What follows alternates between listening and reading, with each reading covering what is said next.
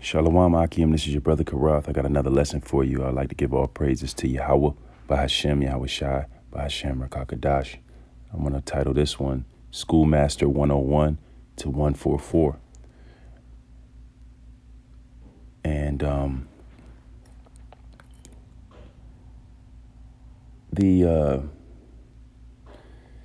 let's see, how do I want to start this? I guess I'll start it with saying this. Every law commanded by the Most High in the Torah was moral in the sense that it had moral significance to it. You know, so when I say it had moral significance to it, I mean that it had a message that it conveyed that teaches a lesson of right and wrong. You know, it had a message that taught a lesson of right and wrong. So let me say that again. Every law, you know, we had 613 laws, statutes, and commandments, and every one of them conveyed, you know, the Most High, he conveyed a moral. They were moral in sense. You know, they were moral in a sense that they had moral significance to it. And they conveyed a message that teaches a lesson of right and wrong. You know, and so let me read this. It says moral. And moral is a message that is conveyed or a lesson to be learned from a story or event.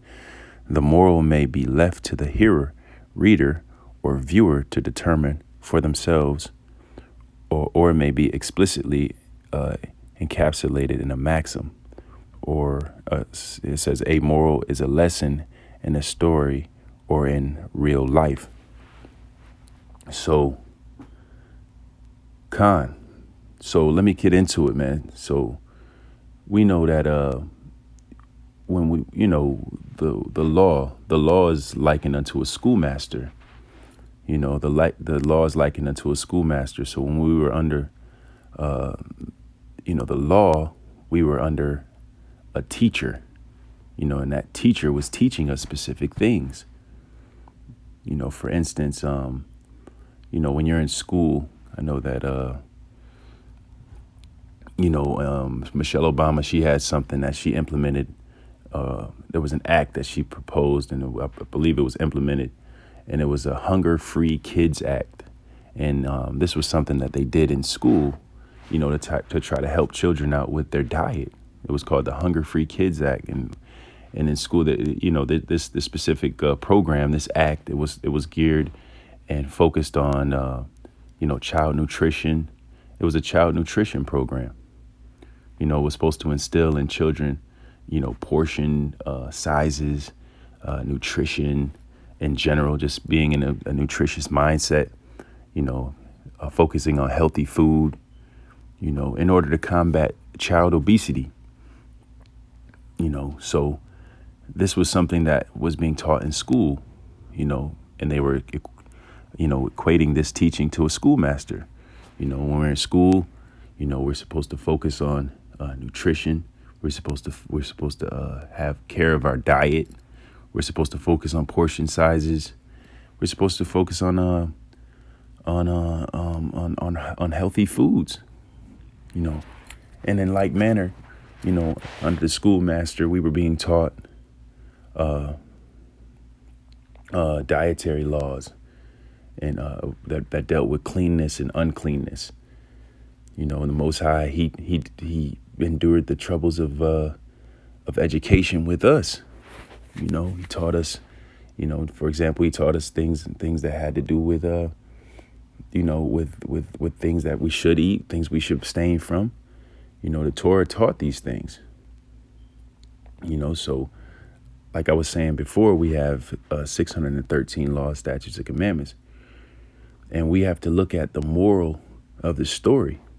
And in the case of the Levitical Law, since I use that as an example, with food, we have to look at the moral of the story. So with the Levitical Law and the foods, the moral of the story is certain foods, you know, are to be abstained from, you know, according to Levitical Law, you know, lest impurity be contracted.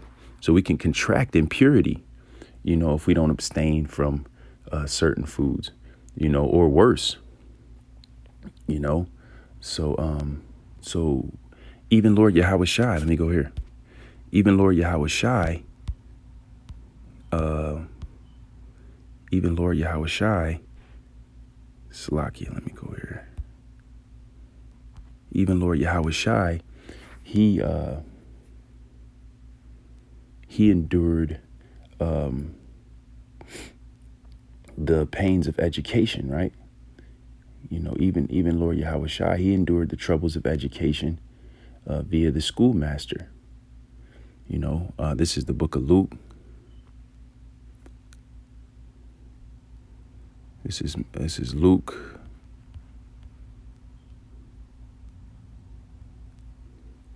I'll start at verse 41.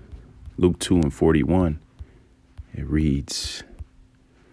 It says, "Now his parents went to Jerusalem every year at the feast of the Passover.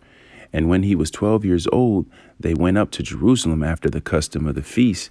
And when they had fulfilled the days as they returned, the child Yahushai tarried behind in Jerusalem, and Joseph and his mother knew not of it.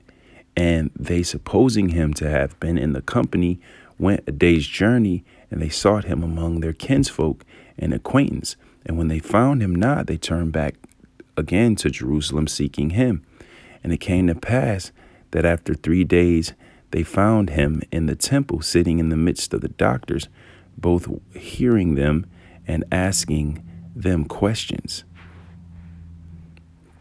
And all Salakia, and all that heard him were astonished at his understanding and answers. And when they saw him, they were amazed. And his mother said unto him, Son, why hast thou thus dealt with us? Behold, thy father and I have sought thee sorrowing. And he said unto them, How is it that ye sought me? Wist ye not that I must be about my father's business? And they understood not the saying which he spake unto them. And he went down with them and came to Nazareth and was subject to them. But his mother kept all these sayings in her heart. And Yahushua increased in wisdom and stature and favor with the Most High and man. So you see, he verse 46 and 42 is really the point. If you read 46 carefully, you see it says, And it came to pass after 3 days, they found him in the temple, sitting in the midst of the doctors, both hearing them and asking them questions. Let me go into that word doctors. This is Luke 42. This is Luke, once again, Luke 2 and 46.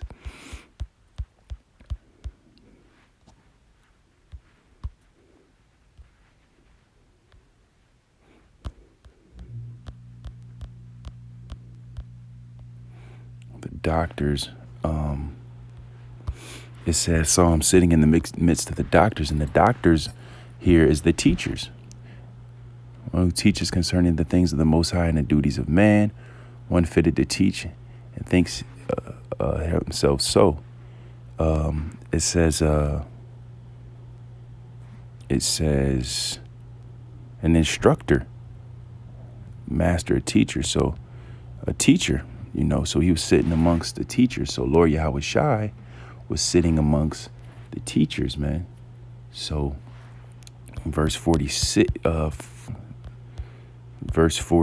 once again says, And it came to pass that after 3 days they found him in the temple, sitting in the midst of the doctors, which are instructors and teachers, both hearing them and asking them questions. So he was sitting amongst his teachers.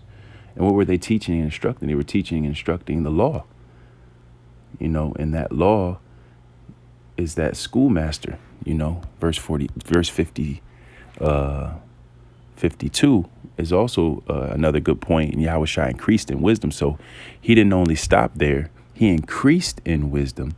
You know what I mean? He didn't just stop there and just, you know what I'm saying? Like, okay, I'm hearing what the schoolmasters are saying. I'm hearing what the masters are saying. I'm increasing in wisdom. And that's what we ought to do. We ought to increase in wisdom, because the law is an enforcer of morals, and it makes you conscious of right and wrong.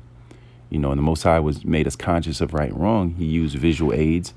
In specific instances, he used certain visual aids to make us conscious of right and wrong. And he used other methods to illustrate righteousness, to a child of the Most High. So that's why I was saying, every law commanded by the Most High in the Torah was moral in the sense that it had, moral significance to it. It had it was a message conveyed that taught a lesson of right and wrong. So what do we do with this? Do we just abandon? No, we don't abandon it. What we do is we graduate and we focus more on that moral aspect of our life. You know what I mean? Not to be forgetful, not to ever be forgetful of the moral of the story of what he was trying to teach. Like I was pointing out earlier in this lesson, he was trying to teach us something, even in the in a dietary sense. What was the moral of the story in the dietary sense? In the dietary sense, it was he was conveying that certain impurities can be contracted. And certain foods can make you impure. And certain you should abstain from certain foods because impurity can be contracted.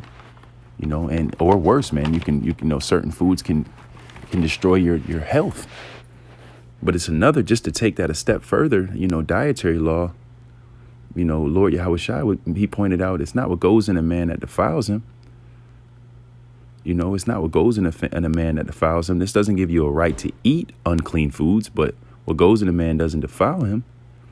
But just to take it a step further, it's not what goes in a man that makes you clean either. So you have to be clean morally.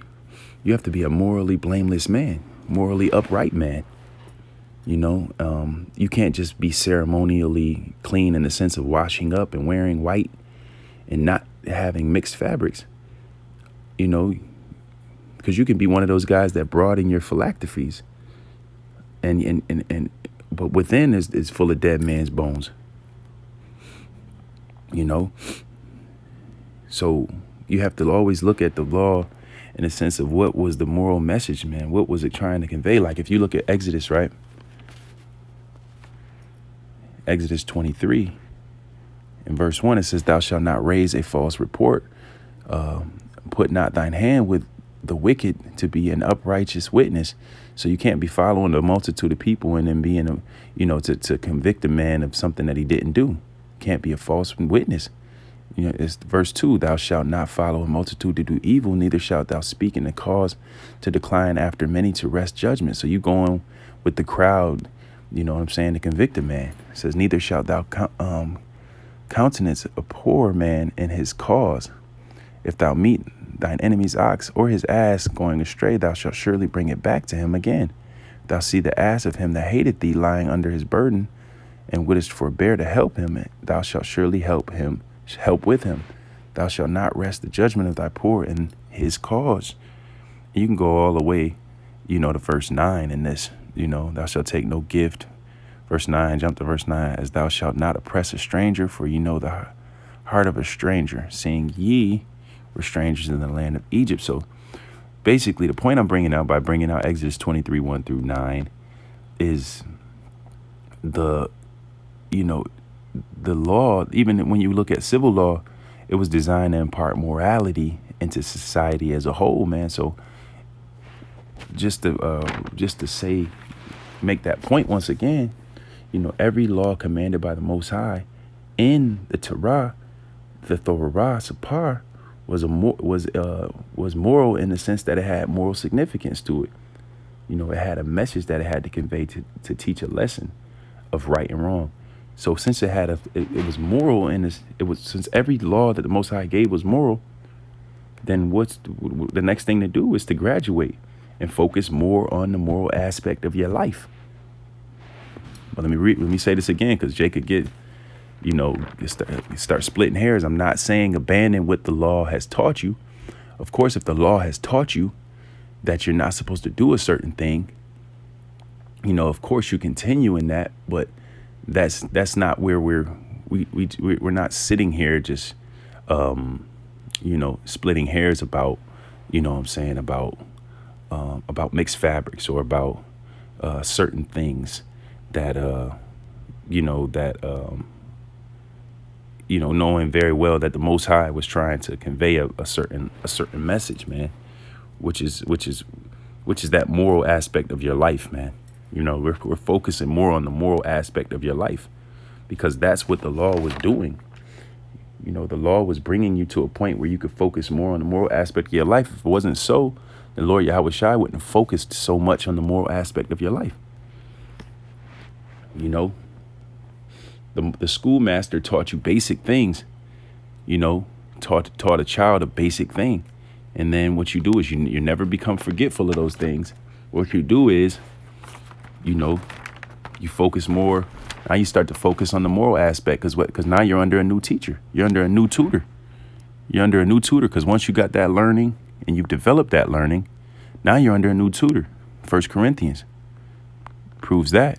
1 Corinthians 4 in verse 15.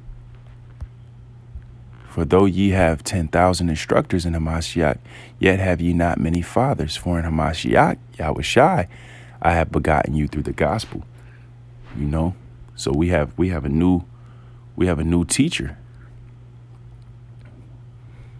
We have a new teacher, Romans 7, a new teacher that's going to take what the Most High was trying to convey in the law, which was that moral lesson. That moral lesson that we were supposed to be getting.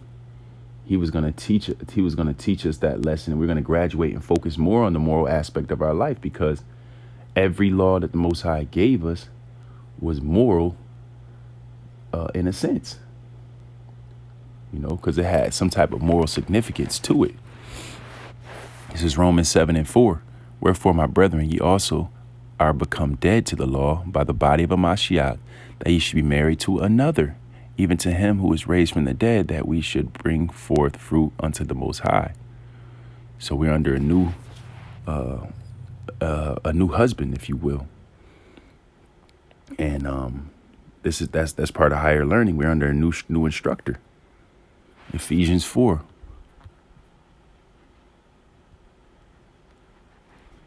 This is Ephesians 4 and verse 20. But ye have not so learned Hamashiach, if so be that ye have learned him and have been taught by him, as the truth is in Yahweh Shai. So we're being taught by Yahweh Shai, and we're learning from Yahweh Shai, that ye put off concerning the former conversation the old man, which is corrupt according to the deceitful lust. So it's going into your moral conduct, and be renewed in the spirit of your mind, that ye put on the new man. And it's telling you what to put on, which after the Most High is created in righteousness and true holiness. Wherefore, putting away lying, speaking every man truth to his neighbor, with his neighbor, Salakia. For we are members one of another. So once again, we see that it's pointing out your moral conduct. This is 2nd Esdras. Salakia. This is 2nd Esdras. This is 2nd Esdras 2 and 38. It says, arise up and stand. Behold, the number of those that be sealed in the feast of the Lord. The number of those that are sealed. This is the 144 that are sealed in the feast of the Lord. And you jump down to verse 40. Take thy number, O Zion, and shut up those of thine that are clothed in white, which have fulfilled the law of the Lord.